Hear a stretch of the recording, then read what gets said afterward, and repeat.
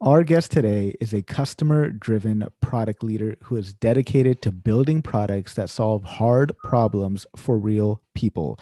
Having made positive impacts for customers at both startups and enterprises alike, she's built a proven track record of bringing products to market and scaling them from concept to large scale ROI.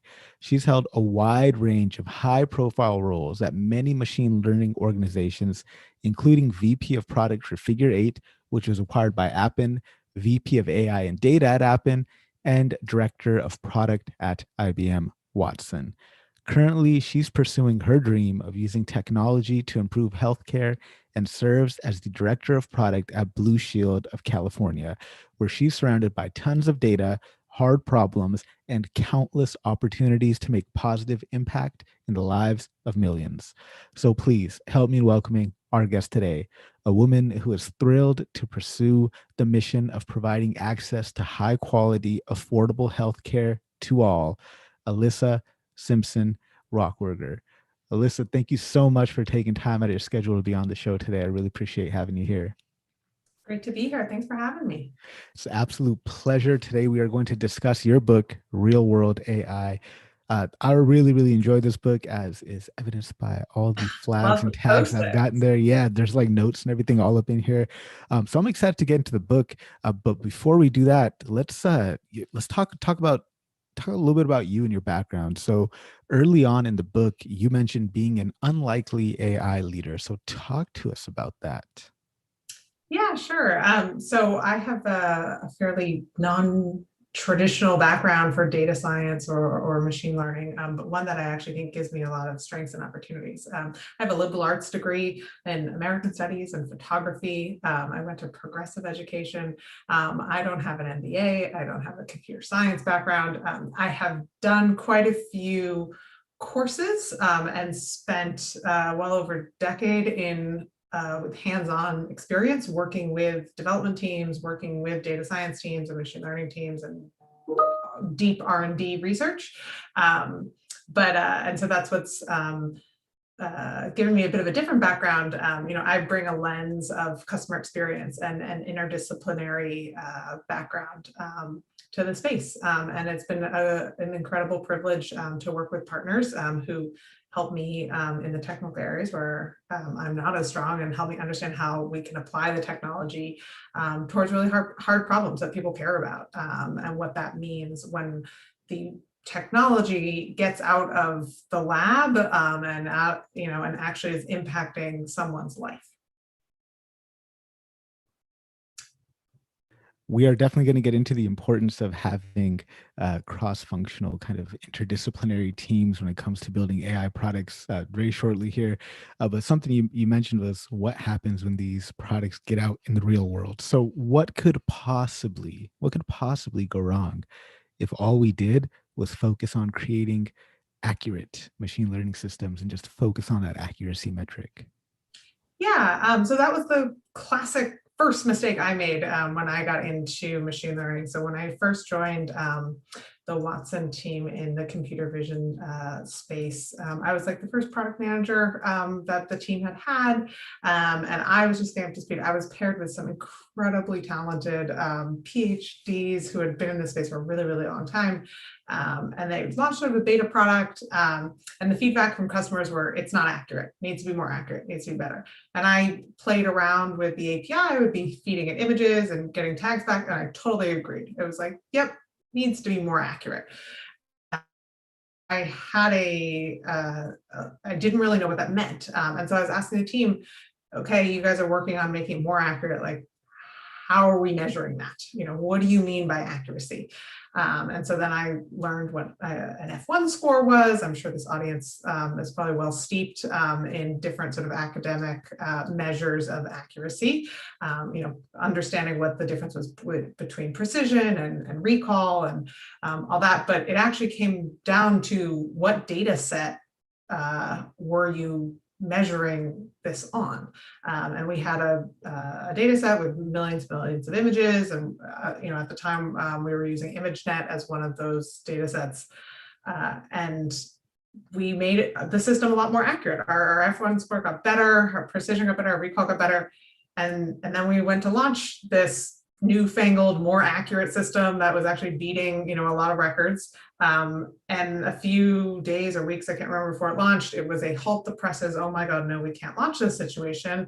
And I was like, what are you talking about? There's all these people and like money and time got into this, like we're launching.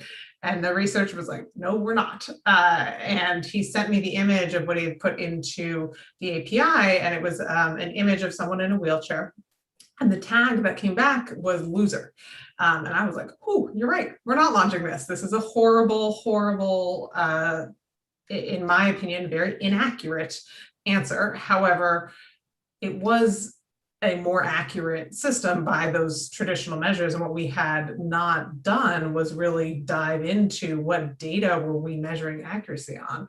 And what we ended up finding was, that and quite a few other things that we pulled out in terms of the data set that were bad training data and were teaching things that were incorrect. And so we had over-focused on the sort of F1 scores and not on what was the actual training data itself or gold standard benchmarking that was driving those numbers. And what would that mean to our customers, right? If they were using this and they, put in images and got back tags, just because that was accurate according to the data set, that was going to be a huge black eye for IBM and a bad New York Times story. And I wanted no piece of that. And so, we changed courses. I mean, that speaks to the subtitle of the book here, A Practical Guide for Responsible Machine Learning. Excellent book, by the way. You guys should pick this up. I highly recommend this. And there's a few different points that we got to dig into in there. I mean, the importance of a baseline, the importance of making sure we have the right data, but and you lay out such a nice, clear framework on how to do this responsibly in the book. But the first thing I guess we need to figure out is, okay, how do we identify a problem that AI should solve, right? So can you share some strategies with us for identifying the types of problems that AI should solve? Absolutely. One of the things I quickly learned was that I was not alone, and many other practitioners in the space had very similar stories to the one that I had. Not everyone likes to talk about or share those stories. We share quite a few of them in the book, but it's hard to get people to talk about failure. And to your question around the problem,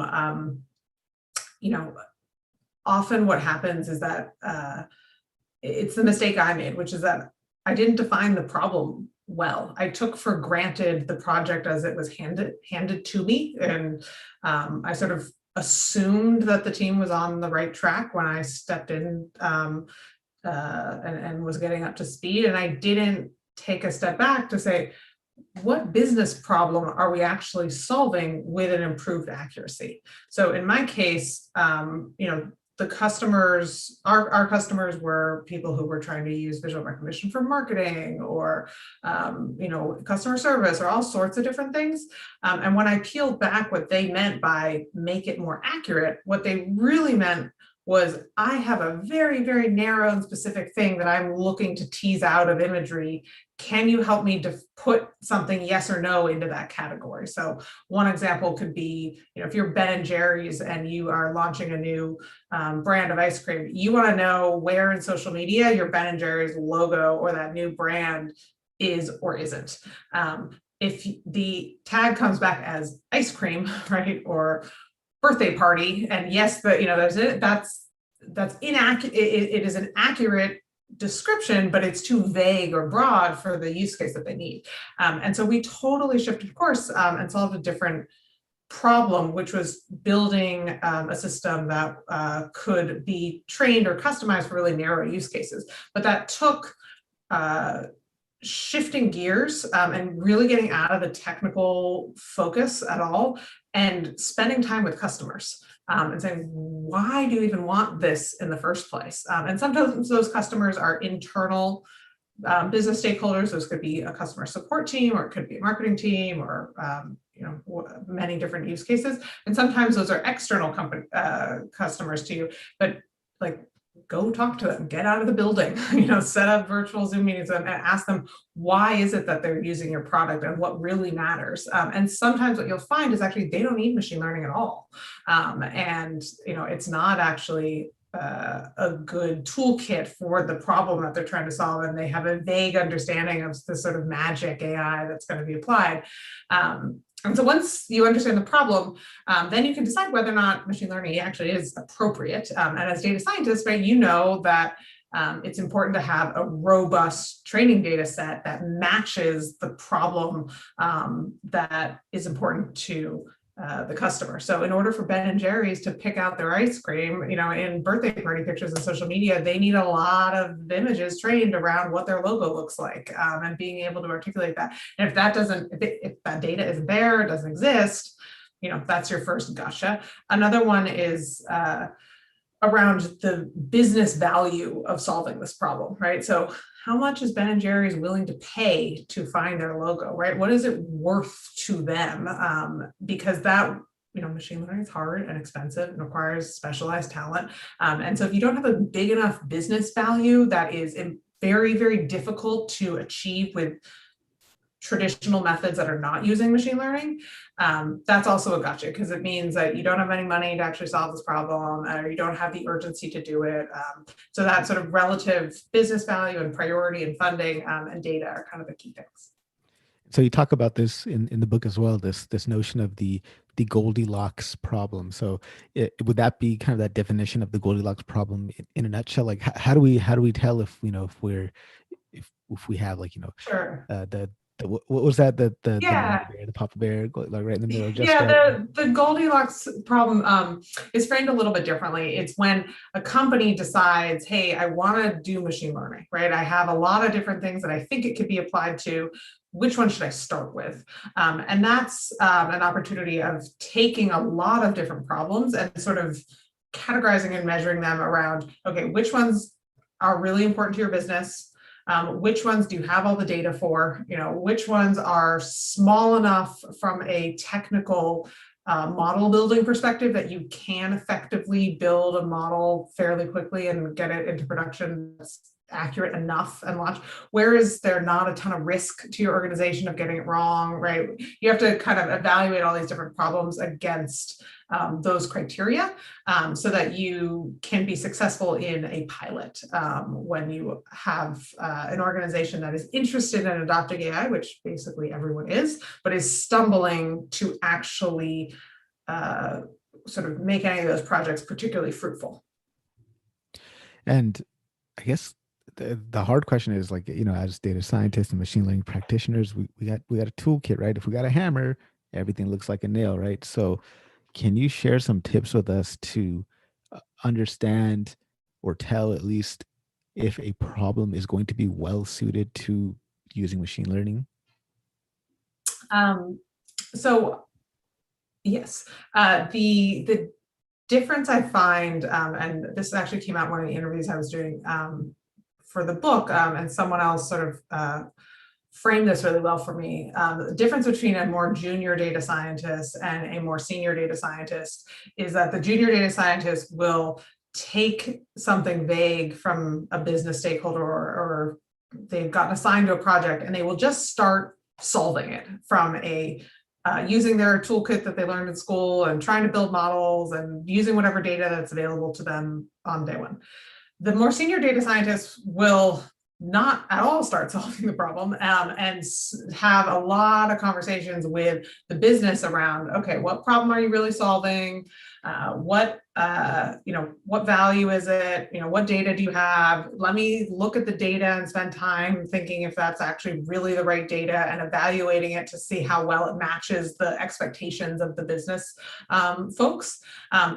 Those sort of starting point differences to me are huge, and they really represent the difference between someone less experienced and more experienced, because the more experienced person knows that the actual model building piece is not, I don't want to say trivial or easy, but that is not the hard part.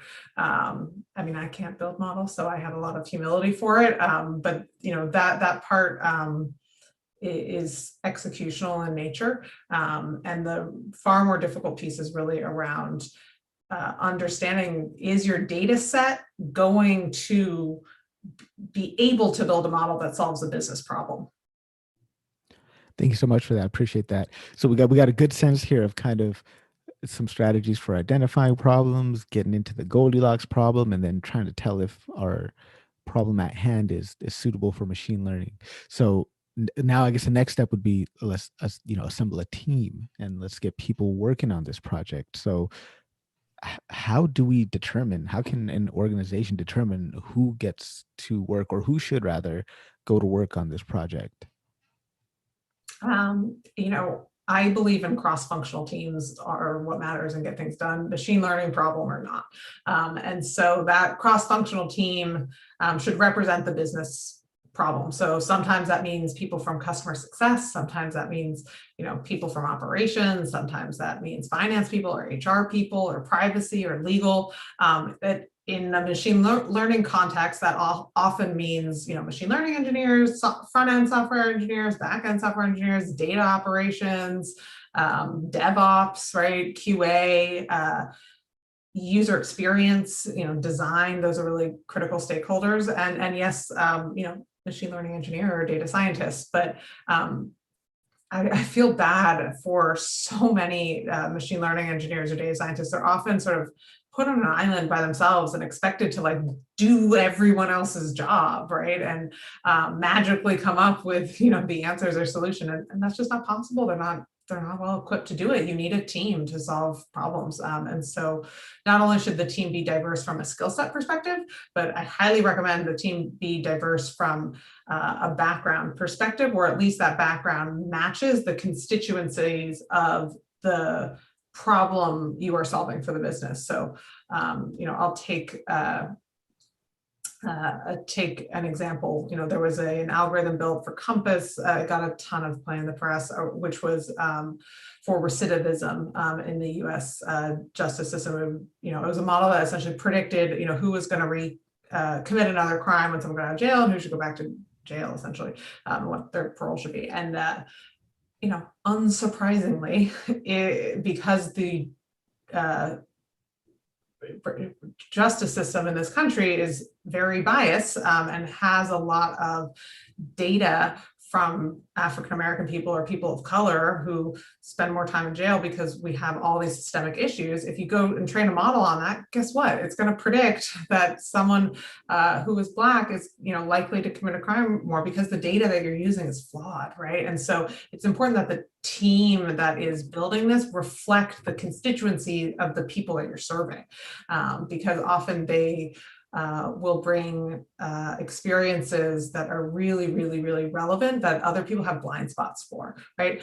I am fortunate enough not to be in a wheelchair. I had a blind spot there. I didn't test that. I didn't think to test that system that I had built in visual recognition with anyone in a wheelchair. The pictures I tested with were me and my sister at a wedding, or whatever I had lying around that was easy to me. So those were serious biases that I brought to the table, and I was really fortunate to be part of a diverse team who was representative of people from all over the world who spoke. I think we spoke 10 languages on the team. Really diverse. And that's such a huge asset. And over and over and over again in my career, building machine learning teams, have I noticed that I'm the only woman in the room, right?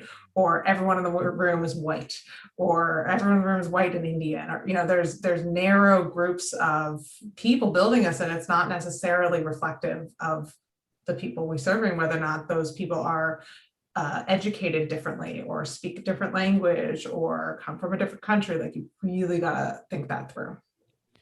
Yeah, yeah. The incident with Compass is it's quite unfortunate. To quote Kanye West, it seems like Jerome gets more time than Brandon, and just including like a name as a feature to have something discriminate like that, it's possible, and we need to be responsible to not let that happen. It's Um, like so not okay, and it's yeah, also so I don't want to say easy to fix, but it's so very, very, very possible. Yeah. And there's so many different strategies that you cannot do that, and you can create responsible applications of machine learning that really do serve and even correct for some of the systemic biases that we have.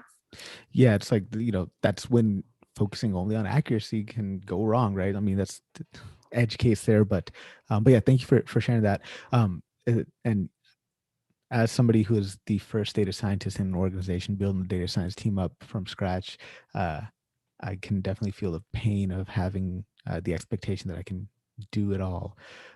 But I found it interesting in the book how if you talked about if you were going to build a team from scratch, like the order in which you would hire those people. So talk to us about that. So if you were building, a data science, machine learning, AI project team from scratch, what would be the order in which you hire people? Well, I have product management skills, so I wouldn't hire another person like me. My first hire would probably be a designer or user researcher to really understand the problem space and what it is that the product that we're building should look and smell and feel like, and if there's a way we could achieve that problem without hiring a data science team, because guess what, they're expensive and hard. So I would see what kind of prototypes could we build that didn't require machine learning or used off the shelf machine learning to kind of prove out that there was business value there. Assuming that it is a problem that's well suited for machine learning and we really need to do that, I would start with data engineering and making sure that the data, because Andrew Karpathy puts up a great slide. I'm sure it's circulated a lot in the community, right? But in academia, you spend 80%, 90% of your time on model building and like 10, 20% on data. In the real world, it's the opposite. You spend 80% of your time on data wrangling and about 10, 20% of time on model building. And so I would hire someone who's really good at data wrangling and understanding the data. After that, I'm sort of making some assumptions, but typically companies already have software engineering, if you're a startup company that you have access to that. So assuming that a software engineering team is already in place, I think a data scientist might actually be one of my last hires because I think you need a high performing software engineering team in order to make that data science team successful and to put something into production, right? And get it there. Yeah, I really enjoyed that part of the book. It when you're talking about, it might have been you or Wilson that wrote that chapter when they're talking about the order in which they would hire teammates, and the first hire would have been like that, the project manager, product manager type of role, and then move into like those more technical roles. And I mean, I definitely like that approach. So okay, so we've figured out how to identify a problem, figured out how it is that we should structure our teams.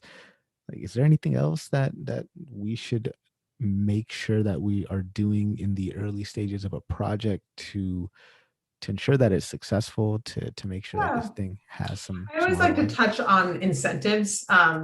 People do what you're measured on. And so in a big organization, or sometimes even a small organization, if you're giving someone a job, right, you're paying them money, and typically they have job responsibilities and goals and expectations and bonuses.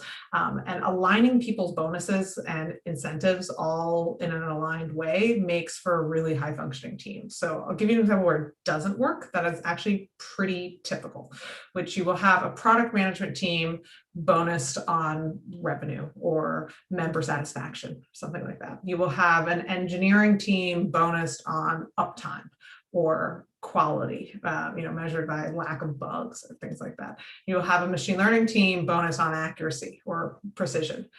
Because everyone is incented differently, you never ship anything, right? Because the engineering team is like, no, we can't launch anything because we might accidentally introduce bugs or bring something down. The product team is super frustrated because they're like, no, we have to get stuff to market. We have to like launch something, and they don't care if maybe it's buggy or whatever. And the machine learning folks are like, no, the model's not ready yet. I need more time. I need more time. I need more time.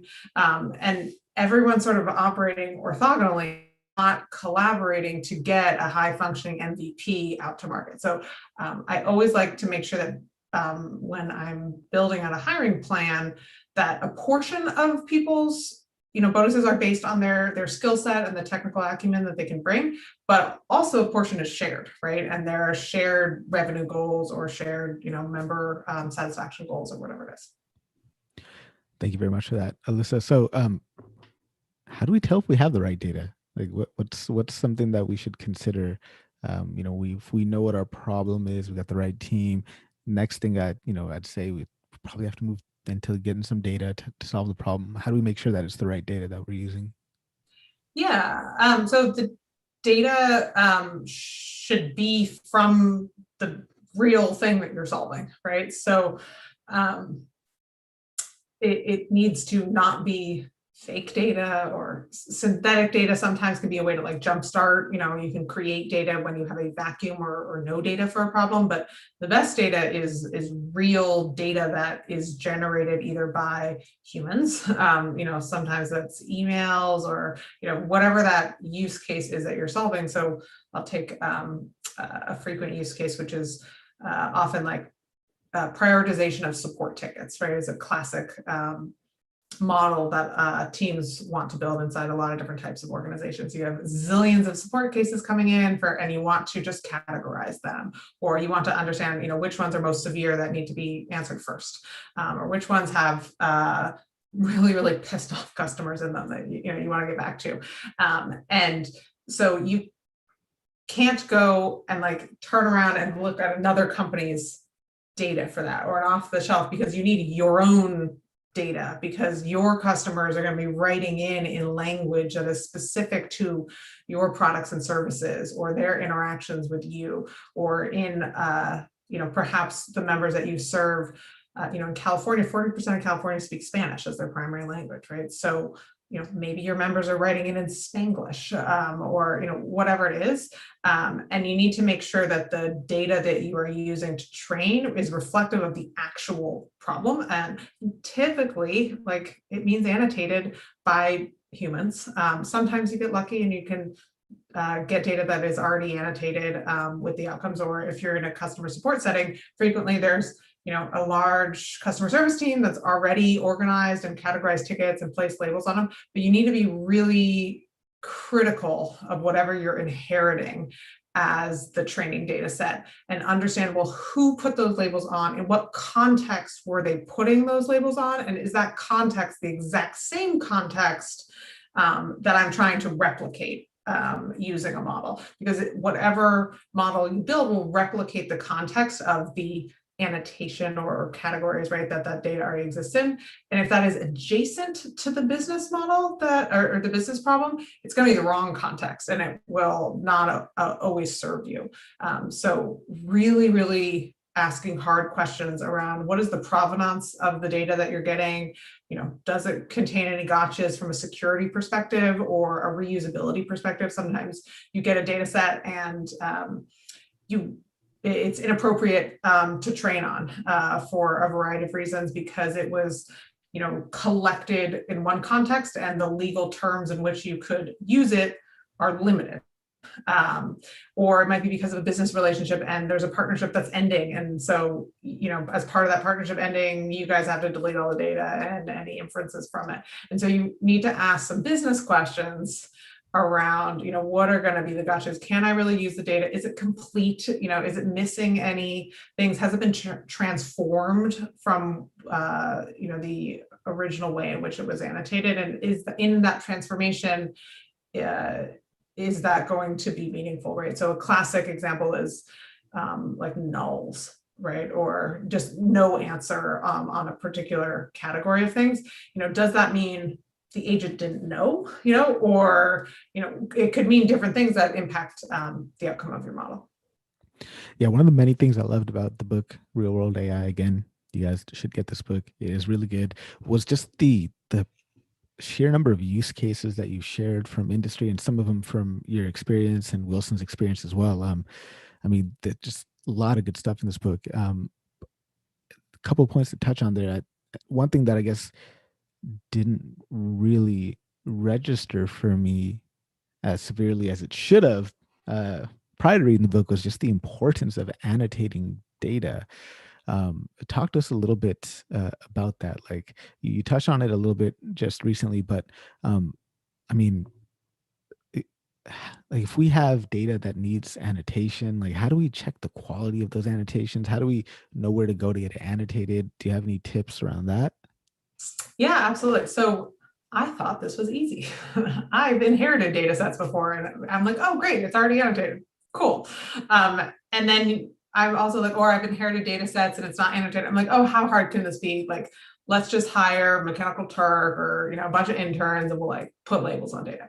So that works for 1,000, kind of scale, right? You can get enough interns, maybe 10,000, it depends how many hours. But if you are doing serious scale, right, and deep learning sort of neural net scale typically requires orders of magnitude more data than that. And so that requires infrastructure. It requires hundreds or thousands of annotators, and it requires them all doing it in exactly the same way that you really can control and follow up on and have quality checks on. So there's quite a few data companies that do data annotation. Obviously, I used to work for one of them at Appen. Appen really had a huge workforce. They acquired Figure 8, where I was at, which was the sort of technology side, but also, was a platform that people can use. And sometimes those annotators are going to be more anonymous to you. And other times it's really important that those annotators are experts in your business. So, and leveraging a platform. So if those annotators are, need to be nurses or radiologists, or sometimes, we've had use cases where it's data that is owned by a government, or really sensitive. So you need special types of clearances to access the data. But you need to be able to organize it in exactly the same way and account for people's different perspectives, but also structure it. So the technology platforms can help, scale, Figure 8. There's a bunch of them in market. I happen to be biased and think Figure 8 is a really strong one, and now Appen. But things like test questions and gold standard data sets, things like making sure you have, if you ask the same annotator or 3 different annotators the same question, and 2 of them agree, right, and a third, or 2 of them disagree, a third can be a tiebreaker, but sometimes they all disagree, and maybe you need to sort of dynamically expand the number of annotators so that you can drive to agreement, or you need to have multiple steps in an annotation, and breaking down those steps into really, really narrow and discrete phases for scalability is key. So there's a Yeah. lot of gotchas in annotating data, like a ton. And what I recommend doing is like roll up your sleeves yourself before you like ask anyone else to annotate your data, and do 10.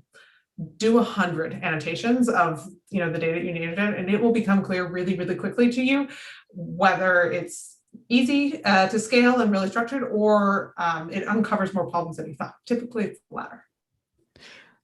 Thanks so much for that, Alyssa. So let's talk about the deployment phase now. I guess what are some things that we should be considering when it comes time to deploy our model into production?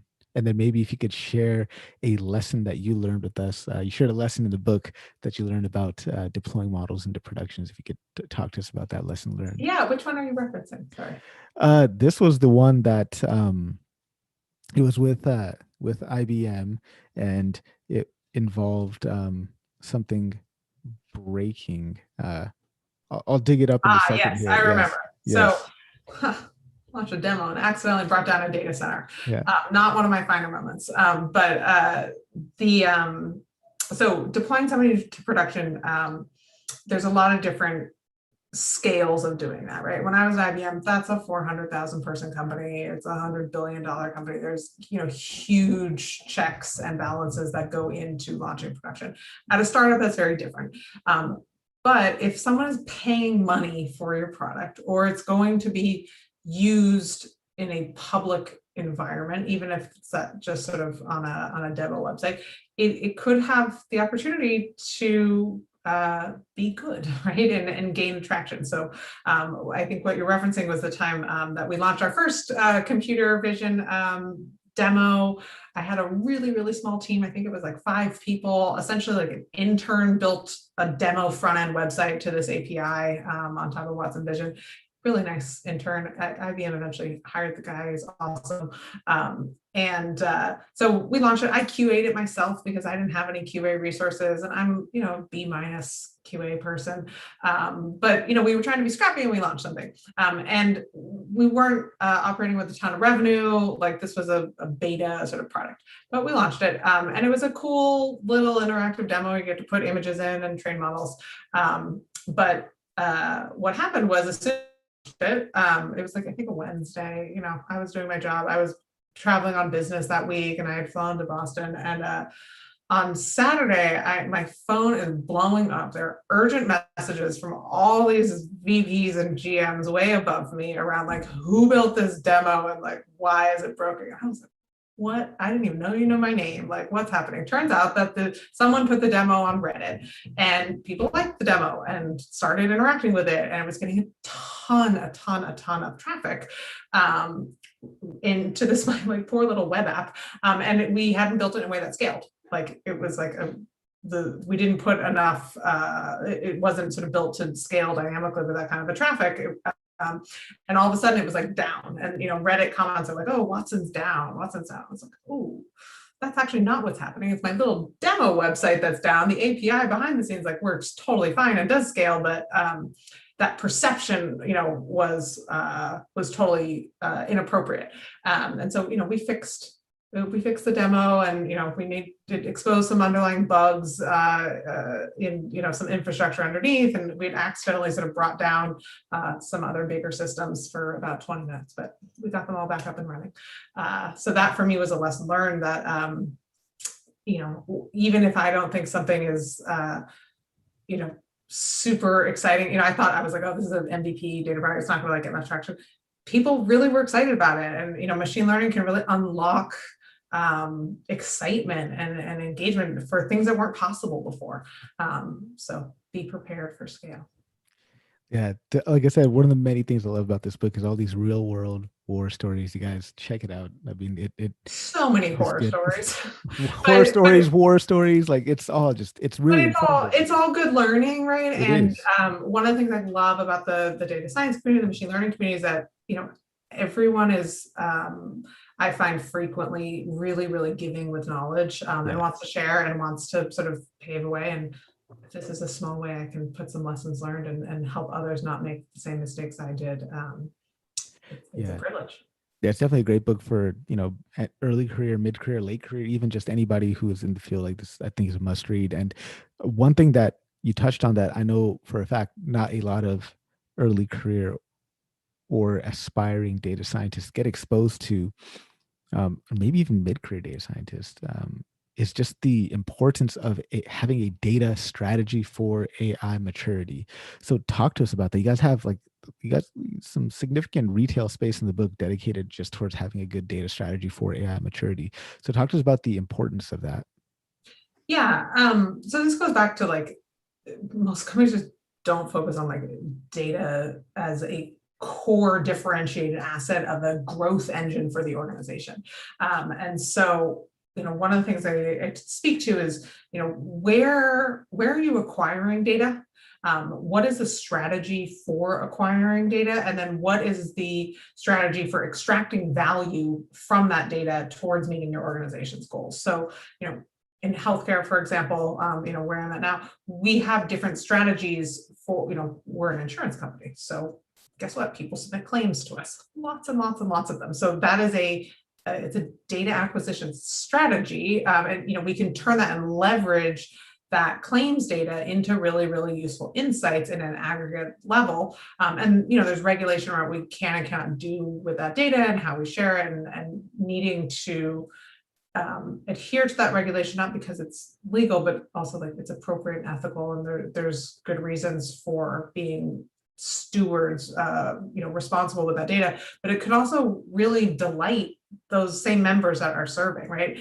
Health insurance claims, like, doesn't get anyone up in the morning, right? Like, oh God, it's a pain to submit claims, and like, oh, why won't you pay more and whatever. But if I could turn around and use that same data and say, hey, other people like you, we recommend you go to this different doctor because they had really good outcomes with this knee surgery that you need, that is likely to come up. And we think actually it's going to cost you less and have a better outcome. And so there's all these really interesting insights that we can start to do with that data, and understanding sort of what data you have, how is it an asset, and then how are you using that asset to deliver value for your customers.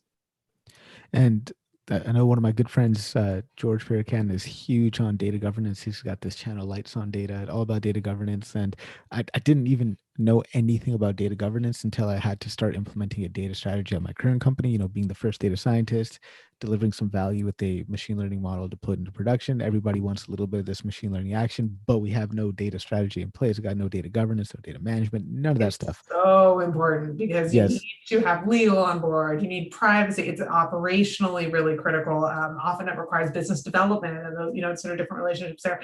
Yes, it also requires like some data engineers and some databases and strategy around where you're storing and how you're moving and how frequently you're updating the data and all that. But like I said, I had the privilege of working with the awesome engineering and data teams. And so they've done a really good job at making that easy.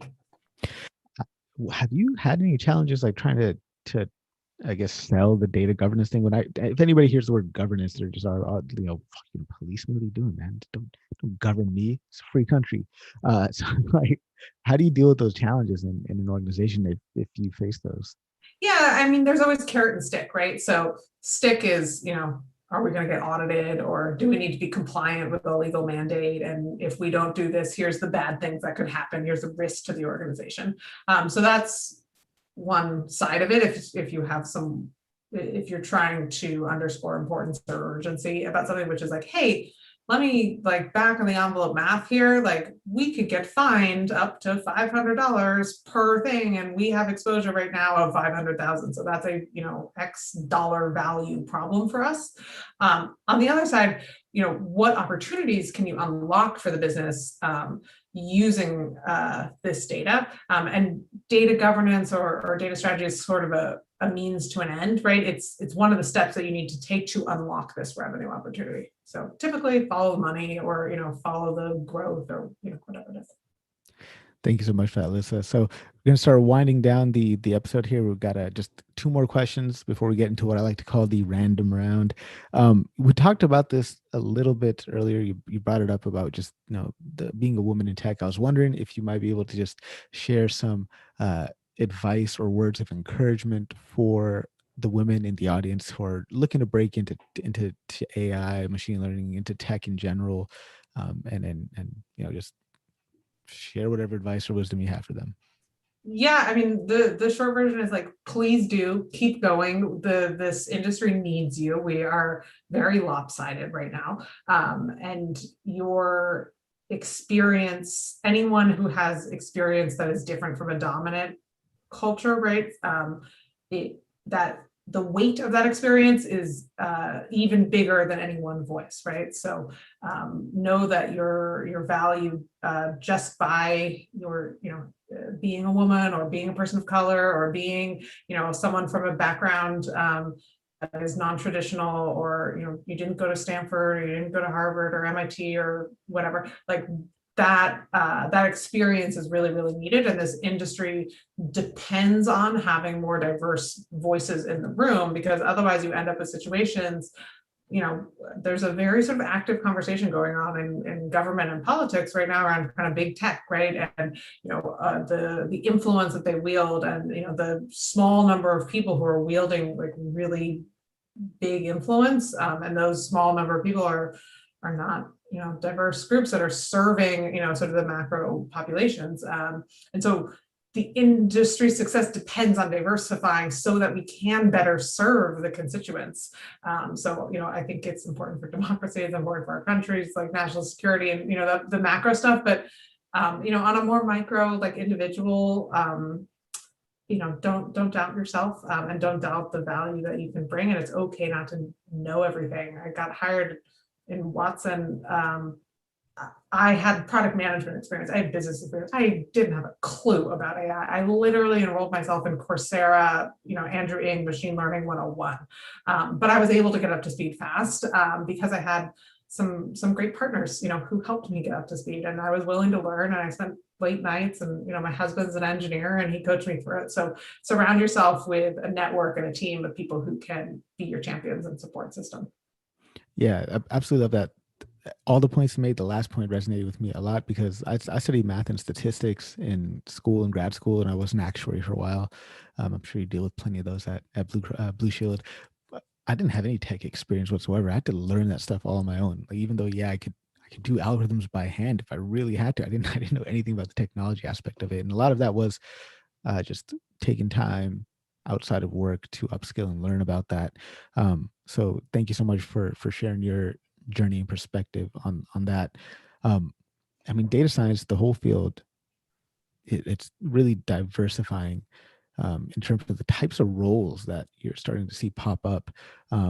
So for people who are coming from product management, project management type of role, what are some adjacent roles on data teams that they could be, kind of shimmy into, if that question makes sense? Yeah, I mean, building a diverse cross-functional team needs excellent project management skills. Like, you need to get humans to work together successfully and talk about what their blockers are in language that the other human can understand. So that's like straight project management. And so you don't necessarily need a different set of skills. It's applying it in a different domain, right? So, but if I'm hiring a project manager into a team that is heavily dependent on data science or machine learning products, ideally I want them to have experience doing this before. And if they don't, I want to make sure that they can get up to speed and they're not afraid of those technologies and they're eager to learn. So what I actually look for most is attitude and aptitude to learn, less so than the hard skill necessarily. And so I'm hiring someone on my team right now, and I have a lot of open roles actually, so apply, come work with me at Blue Shield. But they, not a lot of people who are applying don't necessarily have the exact skills I'm looking for, but we're looking for aptitude, and we're looking for willingness and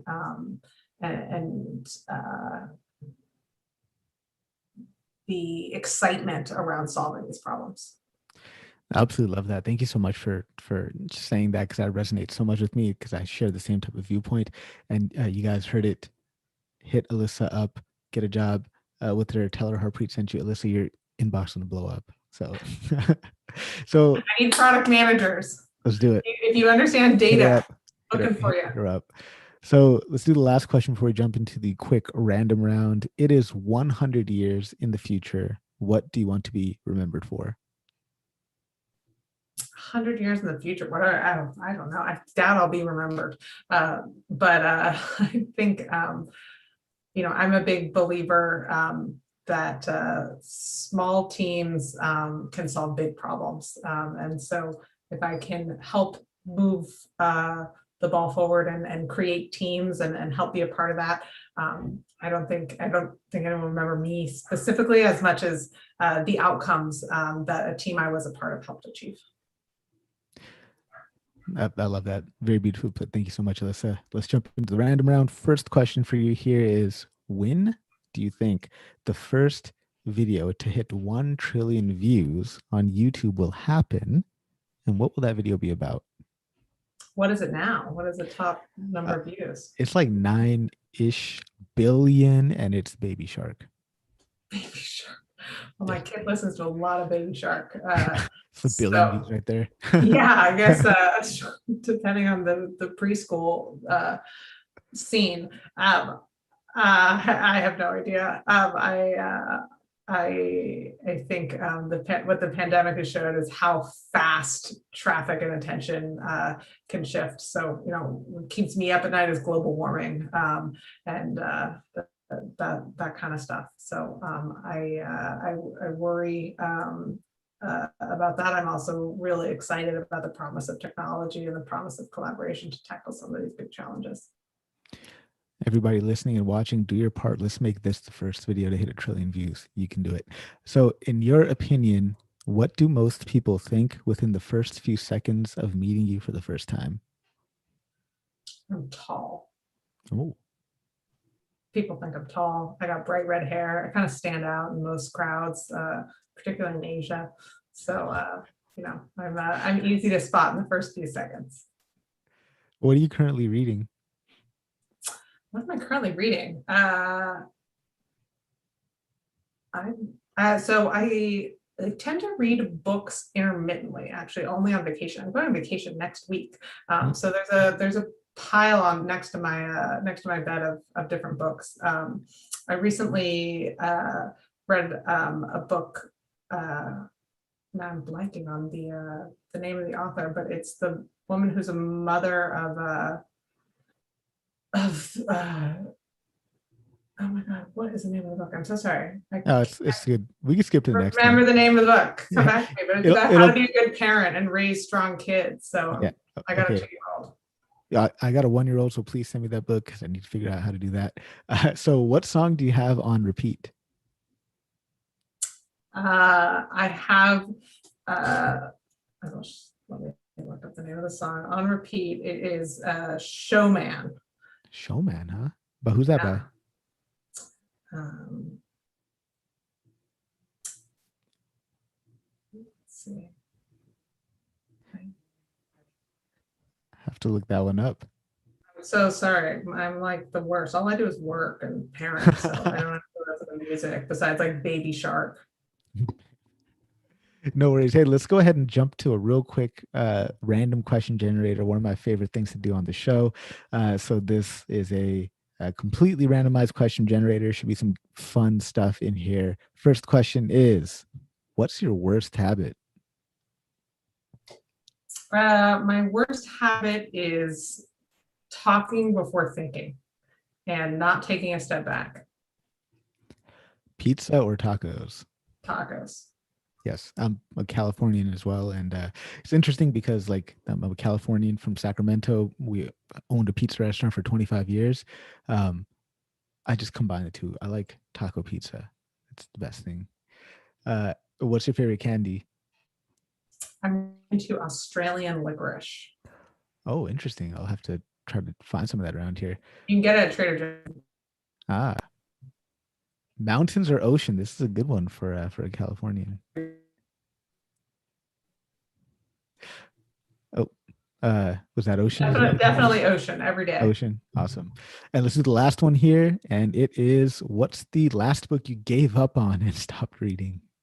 Uh, Thinking Fast and Slow. I struggled to get through that book. It's a beast, man. It's a Yeah, behemoth of a book. It's quite it's about like 60% read. yeah. Also, I think halfway through Obama's latest book and Uh, 4 or 5 others. nice.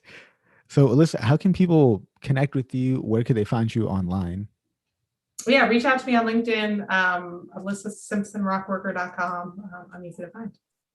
Alyssa, thank you so much for taking time out of your schedule to be on the show today. Everybody tuning in, you got to pick up a copy of this book. It is really good. It's going to really help solidify all those concepts and things that you're learning about in boot camps and stuff like that, and give you some context. Highly recommend checking it out, guys. And until then, remember, you've got one life on this planet. Why not try to do some big? Cheers, everyone.